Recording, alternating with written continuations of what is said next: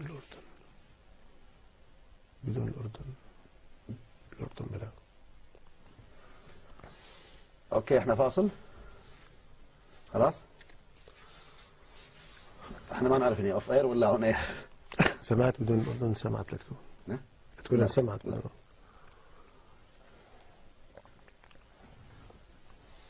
تقول سمعت بدون الأردن. لا من اللحظة دي كنا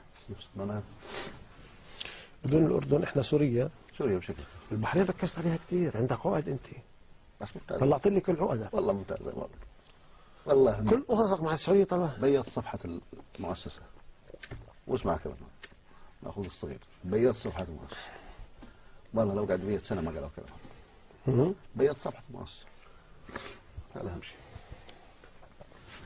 لا بعد احنا هجمناهم يعني هم نص تعليقاتهم مرضية يعني قبل ما يصير شيء وين الجزيرة كان وهذا بسوري اليوم يعني الكويتيين اللي ما طالبوا ثورة شغالين علينا وين اللي كانوا طول عمرهم يهزموا. هلا بنحكيها هاي انه طب ليش بتكون فجأة الجزيرة وهناك بتكون مش هيك بتمشي الامور.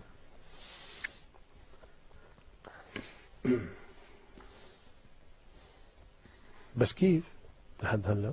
طيب جدا والله طيب جدا. شباب ابو زايد انا ممكن نمدد الوقت شوي. ممكن بالنسبة لكم نمدد الوقت قليلا ولا؟ لما بدينا متأخر 7 دقائق 40 اوكي خلاص. لا ممتاز. لو هلا 45 باقي 40 دقيقة. ايوه في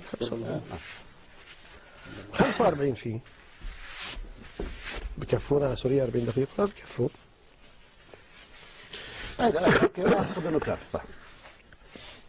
بديت امرك بس نبي الفله ندخل المرات الجايه. احنا ما حكيناش على التدخل الغربي في ليبيا اللي عقد انا بجيبها بشي وقت. طيب احنا جاهزين اذا اردتم.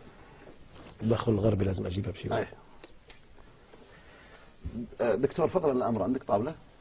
ابو عمر في طاوله بس لان الكوب طالع 20 ثانيه.